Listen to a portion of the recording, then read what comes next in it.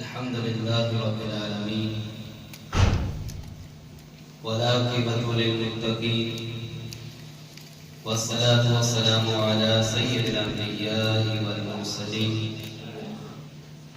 أما بعد فأعوذ بالله من الشيطان الرجيم بسم الله الرحمن الرحيم رضي الله عنهم ورضوا عنه صدق الله العظيم وصدق رسوله النبي الأمين الكريم نحن على ذلك من الشاهدين والشاكرين والحمد لله رب العالمين. خطبہ مسنونہ کے بعد قرآن مجید و فرقان حمید کے مشہور و معروف آیت کریمہ کو تلاوت کرنے کا شرف حاصل کیا ہے. آئیے اس کے تعلق سے چند باتیں عرض کرنے سے پہلے حضور سرور کائنات فخر موجودات جناب احمد مصطفیٰ محمد مصطفیٰ صلی اللہ علیہ وسلم کی بارگاہ اقدس میں درود پاک کا نذرانہ پیش کر اور پڑھے اللہم صلی علی مولانا محمد وسلم علیہ یا سیدی یا رسول اللہ صلی اللہ علیہ وسلم. محترم حضرات، ماہ جمادی الاخر کا یہ مہینہ جاری و ساری ہے اور اس مہینے میں کئی عظیم ہستیوں کی عرس منائے جاتے ہیں. انہی میں سے عظیم ہستی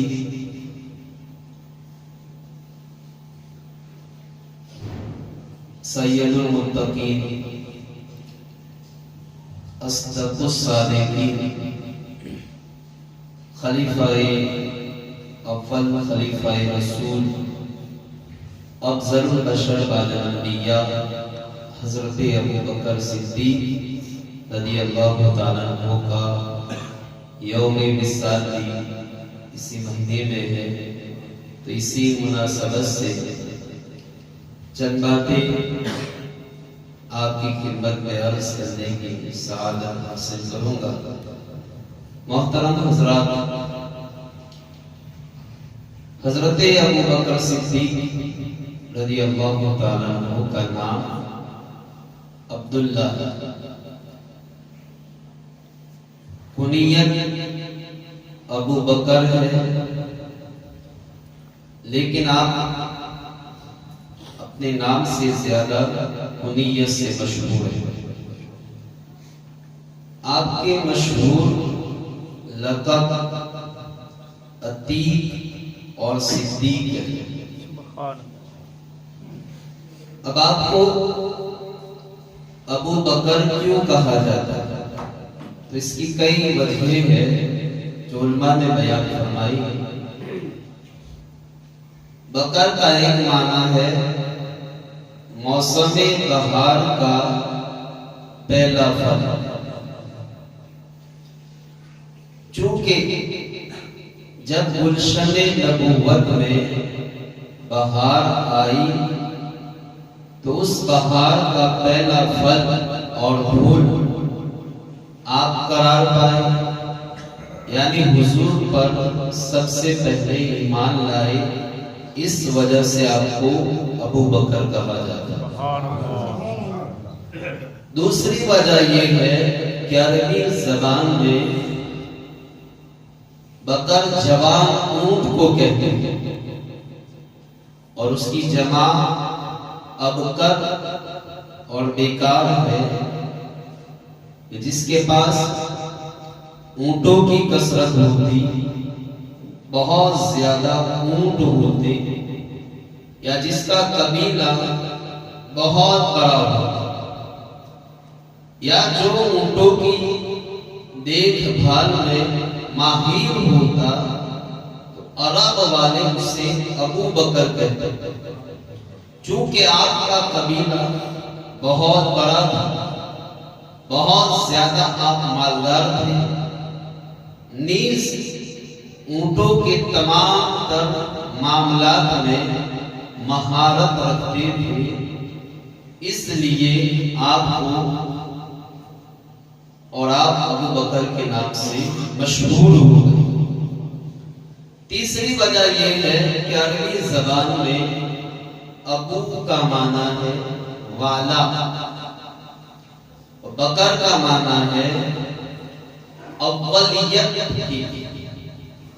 تو ابو بکر کے معنی ہوئے اولیت رکھنے والے، چونکہ آپ اسلام لانے میں، مال خرچ کرنے میں، جان لٹانے میں، ہجرت کرنے میں، ہر معاملے میں اولیت رکھتی ہے، اس وجہ سے آپ کو ابو بکر کہا جاتا ہے۔ آپ کا ایک لقب عتیق ہے۔ یہ لقب کیسے پڑا؟ تو حدیث پاک میں ایک دن پیارے آقا نے ابو بکر صدیق سے فرمایا کہ انت عتیق من النار، کہ اے ابو بکر تو جہنم سے آزاد ہے، تب سے آپ کا لقب عتیق ہو گیا۔ ام المومنین حضرت عائشہ صدیقہ فرماتی ہے ایک دن میں اپنے گھر میں تھی اور اللہ کے پیارے رسول صلی اللہ علیہ وسلم اور صحابہ کرام صحن میں تشریف فرما تھے۔ اچانک میرے والد ابو بکر آئے تو آپ نے ان کی طرف دیکھ کر صحابہ کرام سے فرمایا من اراد ان ينظر الى عتیق من النار فلینظر الى ابی بکر، کہ جو شخص جہنم سے کسی آزاد شخص کو دیکھنا چاہتا ہے وہ ابو بکر صدیق کو دیکھے۔ اس کے بعد آپ عتیق کے نام سے مشہور ہو گئے۔ اور امام احمد بن حنبل دیگر علماء فرماتے ہیں کہ انما سمی عتیقا لحسن وجہہ، کہ آپ کو حسن و جمال اور خوبصورتی کی وجہ سے عتیق کہا جاتا ہے۔ اور بعض نے کہا کہ حسب و نسب کی پاکیزگی کی وجہ سے آپ کو عتیق کہا جاتا ہے۔ اور سرکار نے فرمایا ابو بکر عتیق فی السماء وعتیق فی الارض، کہ ابو بکر آسمان میں بھی عتیق ہے اور زمین میں بھی عتیق ہے۔ تو محترم حضرات، یہ آپ کا لقب ہے۔ اسی طرح مشہور لقب صدیق ہے۔ سرکار نے فرمایا ان اللہ تسماک صدیق، کہ اے ابو بکر بے شک اللہ تعالیٰ نے تمہارا نام صدیق رکھا۔ اور یہ لقب کیسے پڑا؟ وہ حدیثوں میں آتا ہے معراج سے واپسی پر جب میرے آقا مقام ذی ملوہ پر پہنچے تو آپ نے جبریل امین سے فرمایا اے جبرائیل میری قوم مجھ پر تہمت لگائی، واقعہ معراج کی تصدیق نہیں کرے گا، وہ اس کا اقرار اور تصدیق نہیں کرے گا۔ جبرائیل نے عرض کیا نبی اللہ قوم تہمت لگاتی ہے تو کیا ہوا؟ کوئی تصدیق کرتا ہے نہیں کرتا تو کیا ہوا؟ ابو بکر تو تصدیق کریں گے کیونکہ وہ صدیق ہے۔ اسی طرح آپ دیکھیں صحیح بخاری کی حدیث سے ایک دن نبی کریم صلی اللہ علیہ وسلم حضرت ابو بکر صدیق، حضرت عمر فاروق اور عثمان غنی کے ساتھ احد پہاڑ پر تشریف لے گئے۔ کہیے سبحان اللہ۔ جیسے ہی سرکار احد پہاڑ پر چڑھواگر ہوئے تو احد پہاڑ حرکت کرنے لگا، جیسے زلزلہ آ گیا۔ یہاں اہل محبت فرماتے تھے کہ احد پہاڑ جب سرکار کے قدموں کا بوسہ لیا تو وجد میں آ کر جھومنے لگے، کیونکہ احد پہاڑ کے بارے میں ہمارے آقا فرماتے ہیں کہ احد جبل یحبنا ونحبہ، کہ احد پہاڑ ہو کر ہم سے محبت کرتا ہے اور ہم محبوب خدا ہو کر اس سے محبت کرتے ہیں۔ اس سے ثابت ہوا کہ پہاڑ بھی حضور سے محبت کرتے، پتھر بھی حضور سے محبت کرتے، نڑک بھی حضور سے محبت کرتے، کنکر بھی حضور سے محبت کرتے ہیں۔ جس میں نہ جان ہے، نہ روح ہے، نہ نہ ادراک ہے، نہ شعور ہے، نہ عقل ہے۔ اور یہ بھی ثابت ہوا کہ اگر پہاڑ حضور سے محبت کرے تو بدلے میں ہمارے آقا بھی اس سے محبت کرتے ہیں۔ تو یہ کیسے ہو سکتا ہے ایک امتی اپنے آقا سے محبت کرے؟ جواب میں میرے آقا اسے اپنی محبت سے نہ نوازے۔ جب وہ حرکت کرنے لگا، نبی پاک نے وہ حق کو اپنی ٹھوکر سے نوازا، ٹھوکر ماری اور فرمایا اسکت حق فإنما علیک نبی و صدیق و شہیدا، کہ اے وہ حق ٹھہر جا، تیرے اوپر ایک اللہ کا نبی ہے، ایک صدیق ہے اور دو شہید ہے۔ سبحان اللہ، جن کے قدموں کو چومنے کے لیے زمانہ ترستا رہتا ہے، احد پہاڑ ان قدموں کے بوسے لے کر وجد کر رہا ہے۔ اور احد نے یہ نہیں بتا دیا کہ جن دینوں میں حضور کی محبت ہوتی ہے پھر ان کے پاس حضور خود تشریف لے جایا کرتے ہیں، ترتایا نہیں کرتے، پھر ان کو حضور کا دیدار بھی ہو جاتا ہے اور آپ کے قدموں کے بوسے بھی نصیب ہو جاتا ہے۔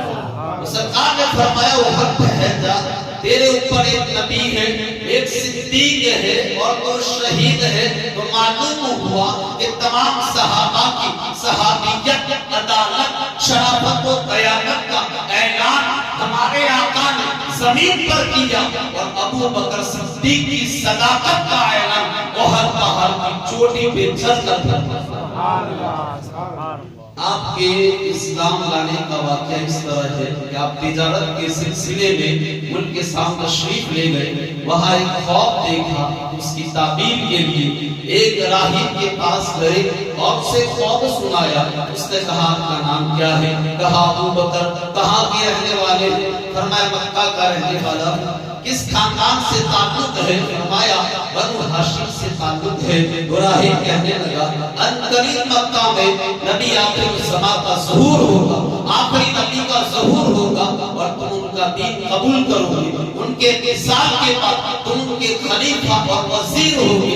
بس ابو بکر صدیق بہت متاثر ہوئے، جب مکہ آئے حضور کی بارگاہ میں حاضر ہوئے اور عرض کرنے لگے اے محمد صلی اللہ علیہ وسلم، آپ جس بات کا دعویٰ کرتے ہیں، نبوت کا دعویٰ کرتے ہیں، تو آپ کے پاس اس دعوے کی دلیل کیا ہے؟ میرے آقا نے فرمایا اے ابو بکر، کیا وہ دلیل کافی نہیں جو تم ملک کے شام میں دیکھ چکے ہو؟ بس اتنا سننا تھا۔ فوراً ابو بکر نے کلمہ پڑھا اور مسلمان ہو گئے۔ محترم حضرات، بے شمار احادیث آپ کے فضائل و مناقب میں کتب احادیث میں موجود ہے۔ آپ کا ایمان کس درجے کا ہے؟ تاریخ الخلفاء میں امام جلال الدین سیوطی نے اس روایت کو لکھا، شعب الایمان میں امام بیہقی نے اس روایت کو نقل کیا۔ حضور نے ارشاد فرمایا زمین پر جتنے انسان بستے ہیں، چاہے اس امت کے ہو یا پچھلی امت کے ہو، سب کے ایمان کو ایک پلڑے میں رکھا جائے اور دوسرے پلڑے میں ابو بکر صدیق کے ایمان کو رکھا جائے تو آپ کا ایمان سب کے ایمان پر بھاری ہو۔ پھر اس کی تائید میں مشکاہ شریف کی حدیث کی پڑھو، حضور نے فرمایا عمر کی ساری عمر کی نیکیاں، یعنی حضرت عمر کی ساری زندگی کی نیکیاں ایک پلڑے میں رکھ دو اور دوسرے پلڑے میں ابو بکر صدیق کی غار ثور والی 3 راتوں میں سے ایک رات کی نیکیاں رکھ دو تو عمر کی ساری زندگی کی نیکیاں ابو بکر کی ایک رات کی نیکیوں کے برابر نہیں ہو سکتی۔ حضور نے ارشاد فرمایا لم یزن ایمان ابی بکر و ایمان اہل الارض لرجحہ، یعنی ایک پلڑے میں اہل زمین کے ایمان کو رکھ دو، اسی پلڑے میں عثمان غنی کے ایمان کو رکھ دو، اسی پلڑے میں فاروق اعظم کے ایمان کو رکھ دو، اسی پلڑے میں امام اعظم کے ایمان کو رکھ دو، اسی پلڑے میں خلفائے راشدین کے ایمان کو رکھ دو، اسی پلڑے میں اصحاب نبی کے ایمان کو رکھ دو، اسی پلڑے میں صحابہ کے ایمان کو رکھ دو، اسی پلڑے میں غوث پاک کے ایمان کو رکھ دو، داتا علی حجویری کے ایمان کو رکھ دو، اسی پلڑے میں اولیاء کے ایمان کو رکھ دو، اسی پلڑے میں نجبہ نقبہ شرفہ سب کے ایمان کو رکھ دو، اور دوسرے پلڑے میں ابو بکر صدیق کے ایمان کو رکھ دو۔ سرکار فرماتے ہیں ابو بکر کا ایمان سب کے ایمان پر بھاری اور وزن ہے۔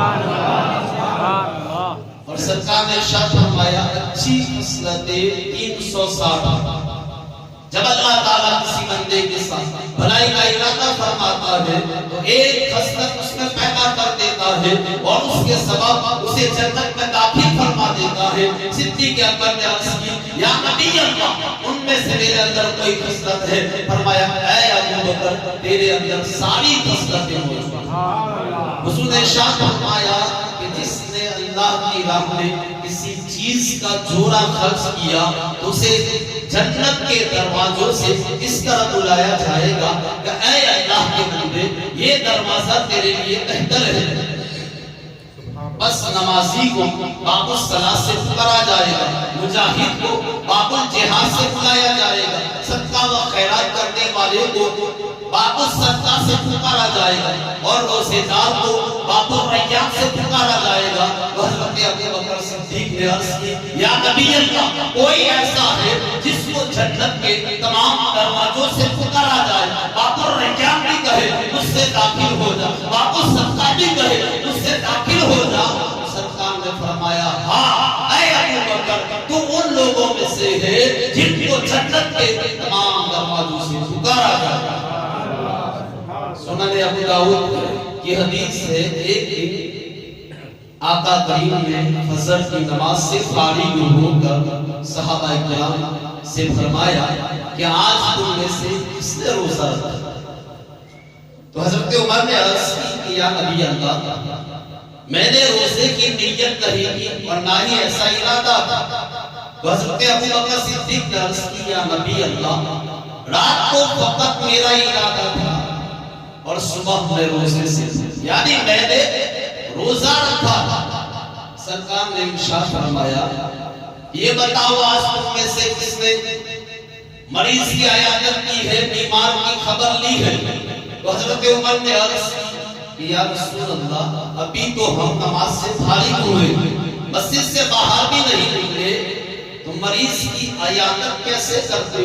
تو حضرت ابو بکر صدیق نے عرض کی کہ یا رسول اللہ میرا بھائی عبد الرحمن بن عوف بیمار ہے، پہلے میں اس کی بیمار کرسی کے لیے ان کے گھر گیا اور وہیں سے فجر کی نماز کے لیے مسجد میں آیا۔ سرکار نے فرمایا اس میں سے کس نے اللہ کی راہ میں صدقہ دیا ہے؟ تو حضرت عمر نے عرض کی یا رسول اللہ فجر کی نماز کے بعد سے لے کر اب تک ہم آپ کی بارگاہ میں موجود ہیں، اس صورت میں بھلا ہم کیسے صدقہ کر سکتے ہیں؟ ابو بکر صدیق نے عرض کی یا رسول اللہ میں عبد الرحمن ابن عوف کی عیادت کر کے جب مسجد پہنچا ایک صاحب سوال کر رہا تھا، میرے ساتھ میرا پوتا بھی تھا جس کے ہاتھ میں روٹی کا ٹکڑا تھا، میں نے وہ صاحب کو دے دیا۔ یہ سن کر سرکار نے 2 مرتبہ ارشاد فرمایا کہ اے ابو بکر تمہیں جنت کی بشارت۔ آپ غور کریں حضرت ابو بکر صدیق کے فضائل بے شمار ہیں۔ عام حالات میں حضرت ابو بکر صدیق رضی اللہ تعالیٰ عنہ انتہائی نرم مزاج اور دھیمی آواز سے آہستہ آہستہ گفتگو فرماتے، لیکن اسلام کے معاملے میں انتہائی غیرت مند اور سخت مزاج۔ اور آپ دیکھیں کہ ایک دن چند یہودی اپنے ایک عالم کے مکان میں جمع تھے جس کا نام خاص تھا۔ اتفاق سے حضرت ابو بکر صدیق وہاں تشریف لے گئے۔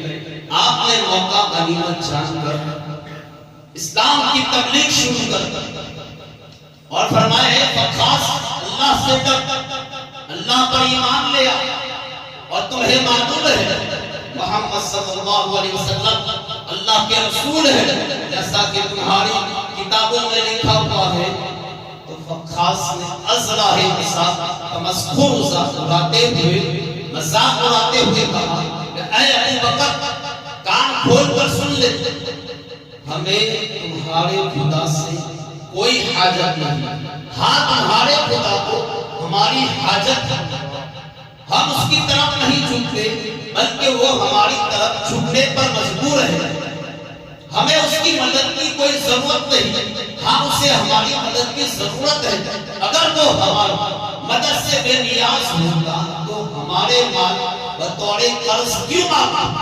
تمہارا خدا ہمیں سود لینے سے منع کرتا ہے لیکن خود ہمیں سود دیتا ہے، اگر وہ ہم سے بے نیاز ہوتا تو ہمیں سود کیوں دیتا؟ وقاص کی یہ گفتگو انتہائی گھٹیا، شان الوہیت میں گستاخی، کفر و دلالت پر مشتمل تھی۔ صدیق اور اس کا مقصد قرآن مجید کی آیتوں کا مذاق اڑانا تھا، اس میں اللہ تعالیٰ نے قرض حسن کی بات کی ہے کہ اللہ کی رضا کے لیے کسی کو قرض حسن دو، یہ بات کی ہے تو اللہ تعالیٰ کئی گنا ثواب عطا فرمائے گا، لیکن وقاص نے قرآن کی آیتوں کا مذاق اڑایا، اللہ کی شان میں گستاخی کی۔ جب صدیق اکبر نے یہ بکواس سنی تو آپ کی غیرت ایمانی جوش مارنے لگی اور اتنا شدید غصہ آیا کہ برداشت سے باہر ہو گیا۔ آپ نے یہ نہ دیکھا کہ میرے سامنے کون کھڑا ہے، کسی چیز کی پرواہ نہیں کی۔ حضرت گرامی صدیق اکبر نے قطعاً اس بات کی پرواہ نہیں کی کہ میرے سامنے یہودیوں کا کوئی عالم کھڑا ہے، اتنی زور سے اس کے منہ پر تھپڑ مارا کہ اسے دین میں تعویل نظر آیا۔ فرمایا خدا کے دشمن، اگر مسلمانوں اور یہودیوں کے درمیان معاہدہ نہ ہوتا تو آج میں تیری گردن اڑاتا۔ اب خاص توجہ حضرات، اب خاص جو یہودی عالم تھا وہ حضور کے پاس گیا اور اس نے ابو بکر صدیق کی شکایت، حضور نے ابو بکر صدیق سے پوچھا اے ابو بکر تم نے اس کو تھپڑ کیوں مارا؟ عرض کیا رسول اللہ اس نے اللہ کی شان میں گستاخی کی ہے، یہ کہتا ہے کہ اللہ فقیر ہے، ہم غنی ہے، اللہ ہمارا محتاج ہے۔ وقاص نے انکار کر کہا میں نے ایسا کچھ نہیں کہا۔ اب حضور نے فرمایا ابو بکر کوئی گواہ ہے تو پیش کرو۔ عرض کیا رسول اللہ وہاں فلاں فلاں یہودی اس وقت موجود تھا، اب یہودیوں کو بلایا، ایک سے پوچھا کہ فقاص نے اس طرح کی گستاخی کی ہے، اس نے کہا میں نے نہیں سنا۔ دوسرے سے پوچھا، اس نے بھی انکار کر دیا میں نے نہیں سنا۔ تیسرے سے پوچھا کہ میں نے نہیں سنا، انکار کر دیا۔ ابھی یہ گفتگو چل رہی تھی، جبریل امین قرآن لے کر آ گئے اور عرض کیا لقد سمع اللہ قول الذین قالوا ان اللہ فقیر ونحن اغنیاء۔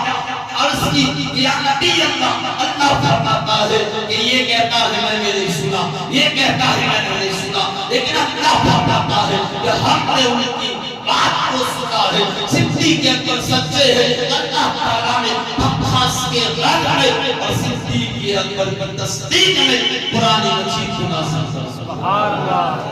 یہ مقام ہے حضرت سیدنا صدیق اکبر رضی اللہ تعالیٰ